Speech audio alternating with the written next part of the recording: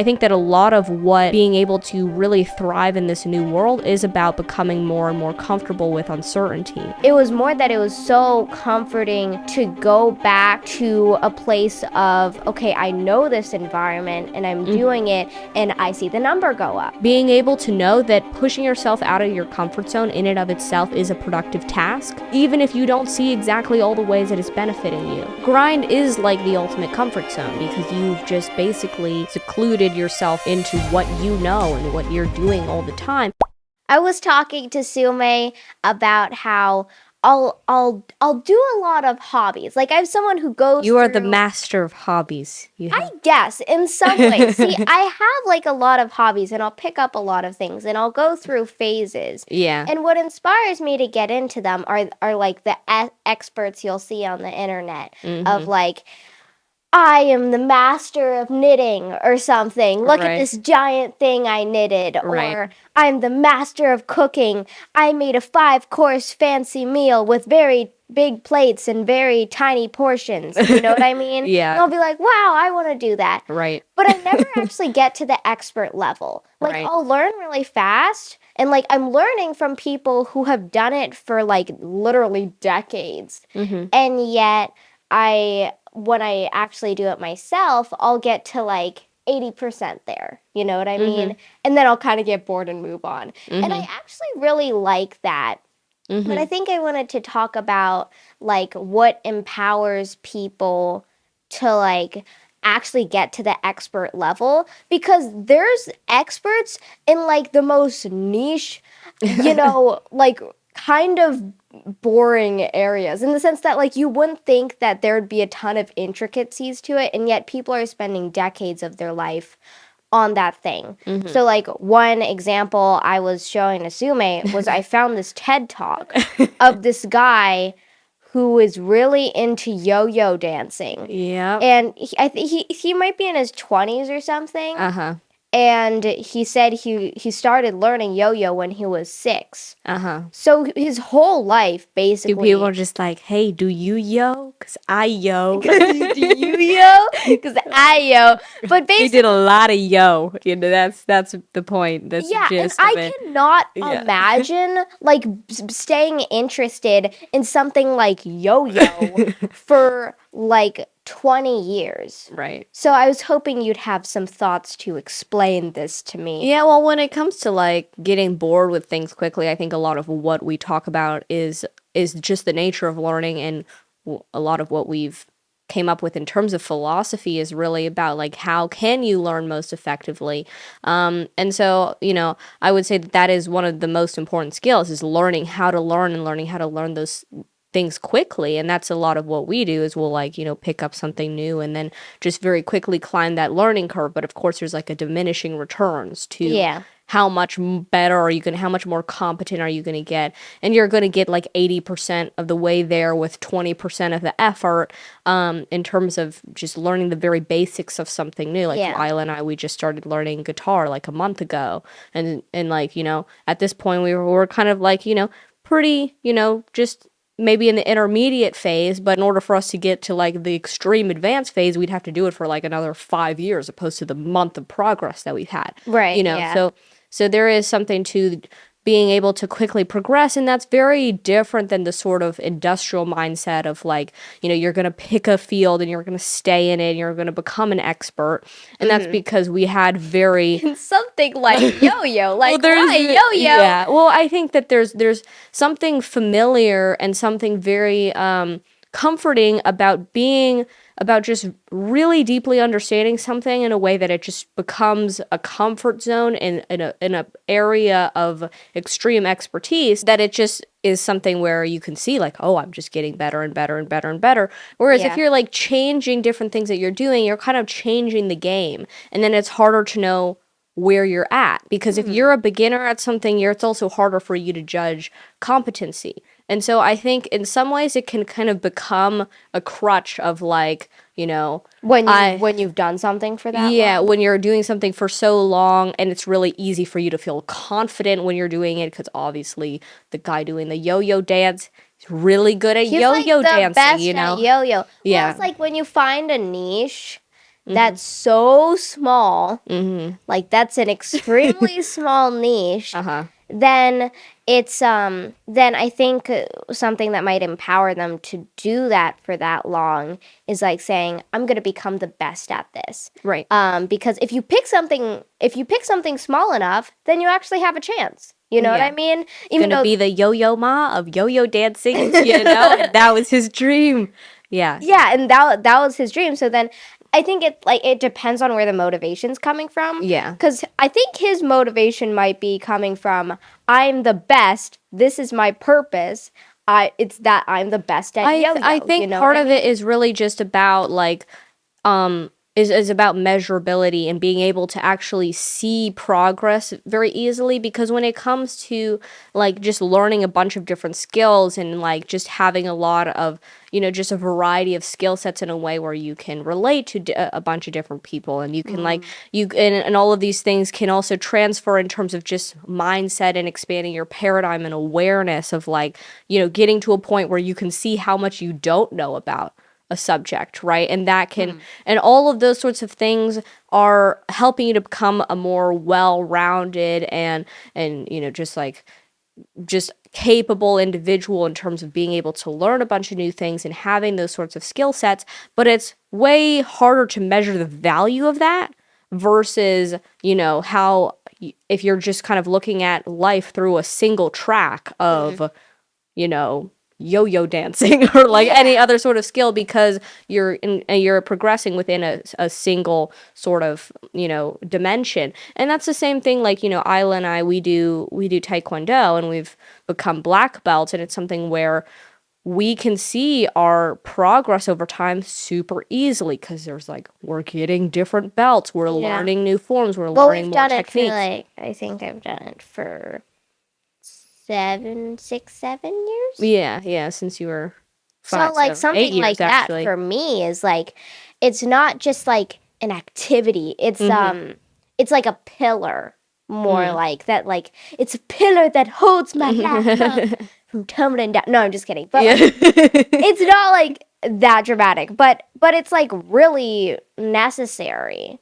for me to like, it would take some recovering if I were to quit and like switch to something else, because like for like years I've always gone back to that, like I do Taekwondo, that's something that I do. It's not part of my identity, but it's something that I do every day, and I've seen my progress over time. Yeah, and part of it is it can be and that's different from like the other things that I'll do that I'll like get into and then kind of get out of and get into. It can also be a consistent through line in your life, in the sense that like I think that part of what can be very confusing for people when they're trying to think about their life is if you have so many changing variables, and that's just been a constant variable since you were 5, right? And so because of that can just help to put everything else in perspective, whereas I think like that's something that we realize is that for a lot of what we were doing with WEquil School, it's kind of the activities that we enjoyed and the things that we wanted to do. We basically were turning it into kind of our own sort of version of it. Instead of like signing up for a book club, we're like, no, we'll just do our own book club.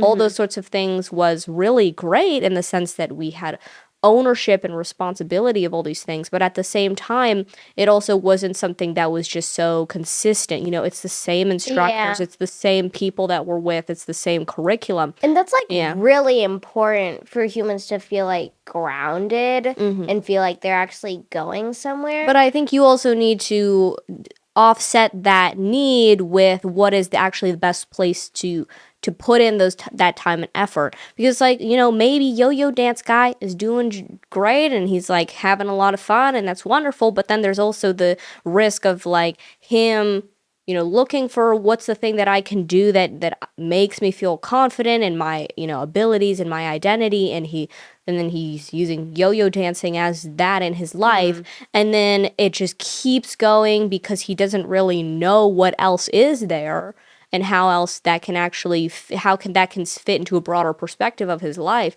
This is getting real like psychoanalyzing this yo-yo dance guy, but it's like maybe yo-yo dancer guy if you're watching this, we think your yo-yo dancing is great. It's really good. We don't know really like what's going we do not on. know this We've guy. just This is seen just the an TED example. Talk, Yeah. but I think it's a good archetype to look at. Yeah, We're because not judging you. because I think a lot of parents will also push this in terms of like, they'll start their child at something like an instrument when they're really, really young, and then they just keep doing it, but they never have experienced a life without it. So how could they have chosen it for themselves? And how can they choose it even in that moment, right? Because if when they're older, they don't have that perspective of what's the counterfactual if I had tried something else.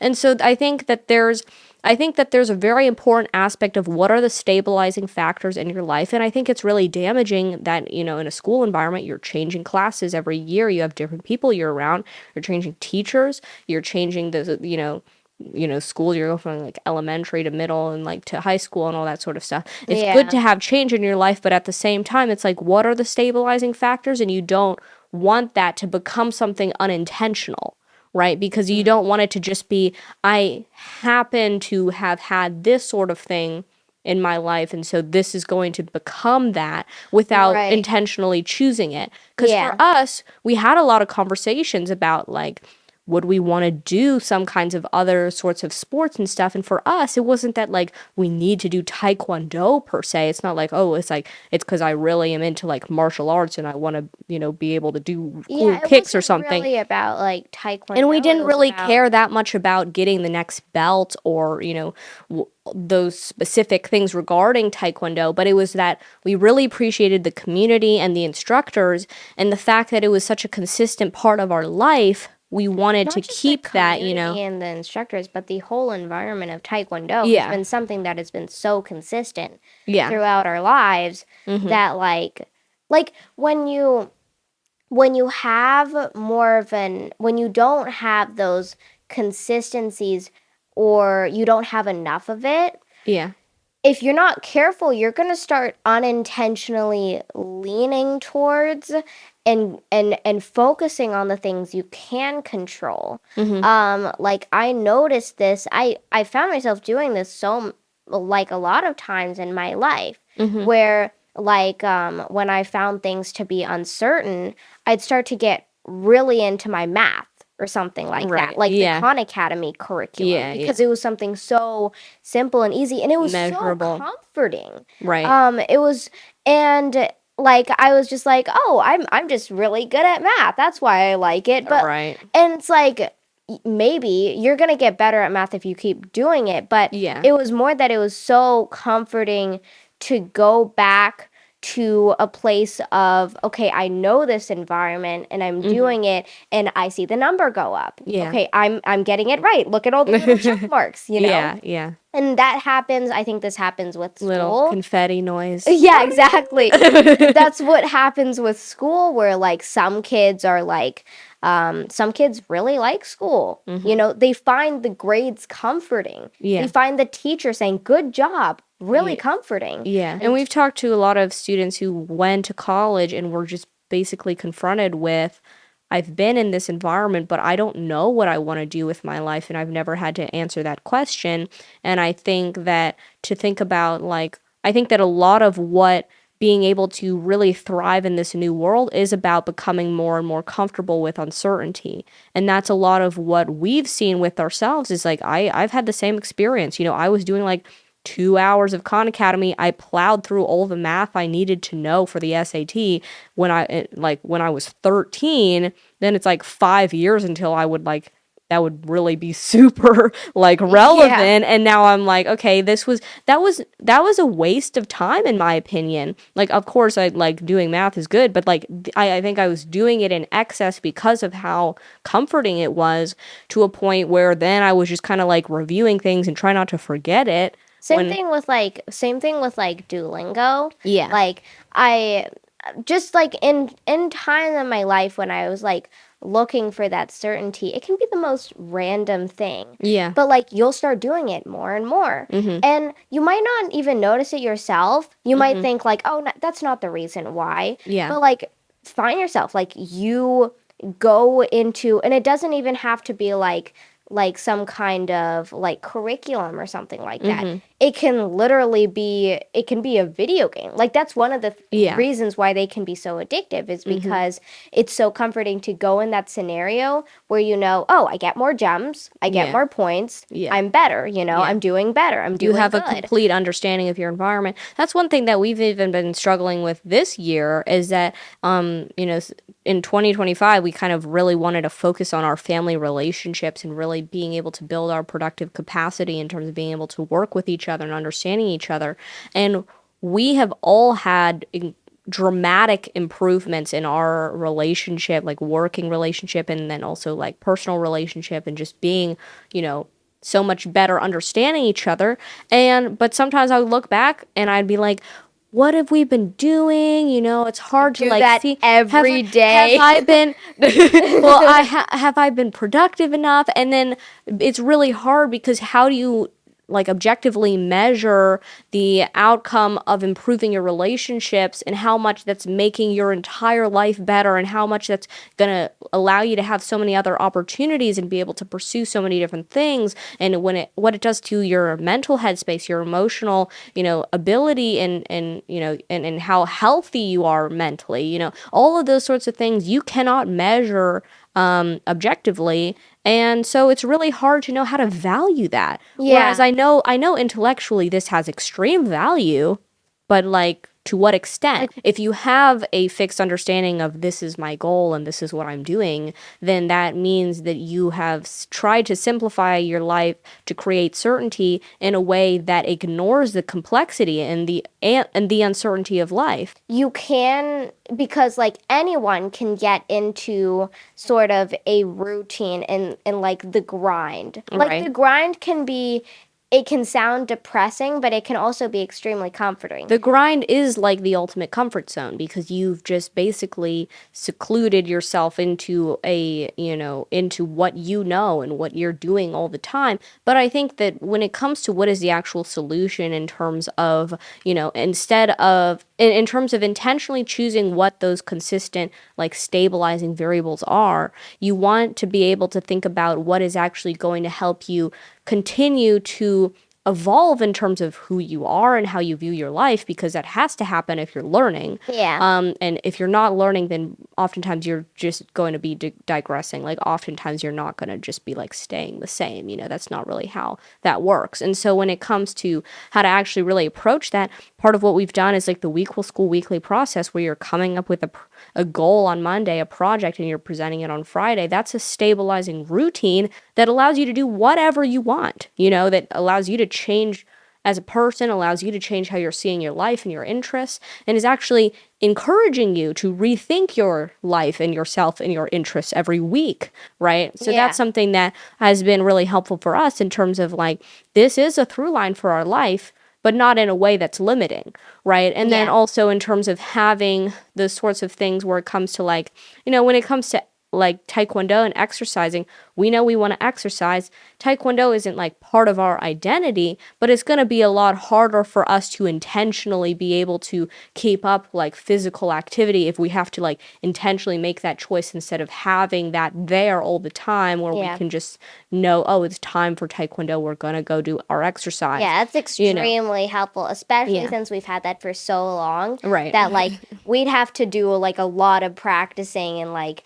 mental work to like get ourselves to like actually make those intentional decisions around exercising. Yeah, it is helpful when you're exercising, have somebody like yelling at you to like work harder. That's why you get personal trainers. Yeah, or else you're just like sitting in the corner with your water bottle and you're not doing anything, So it's like maybe I'll do the 2 pound this time. Yeah, it's like you could be easy on yourself when you're doing it by yourself. So it's like making those intentional choices about like what is intentional choices as to how to be unintentional. Yeah, because you want to set it into place because you can't constantly be thinking like, oh, what's the thing I'm going to do now? What's the thing I'm going to do now? You're going to exhaust yourself that way. And so I think that a big part of it is thinking about like you want to have those stabilizing factors, but you don't want those to be just chosen by your circumstances. They can definitely be influenced by your circumstances, because we didn't choose to go to Taekwondo. Our parents signed that up for us when we were much younger to do for aftercare services, but we're still here thinking like this is a good thing for our life and where we're at and what we want to do. And I think that a big reason why people will focus in on very specific things like an instrument or yo-yo dancing or whatever it may be, it's like it's a comforting sort of thing. And we've definitely experienced that. That's why I put a video on my channel about how I broke my 1,000-day streak on Duolingo. And it was just because, I wasn't being intentional about it and I wasn't really learning much. It was just about this is a thing that I can do that makes me feel productive. Yeah. And I think that it is really great to be able to try new things and to just kind of think about like what are all the reasons why you're doing something and have a grounded understanding of how this is going to help your life in a way that doesn't need to be so reliant on any kind of objective measure. Yeah. I think that being able to know that pushing yourself out of your comfort zone in and of itself is a productive task, even if you don't see exactly all the ways that it's benefiting you. But being able to practice that, I think, is a really, really important part of having enough different kinds of experiences that you can start to have a rough approximation about how these unmeasurable things are influencing your life in positive ways.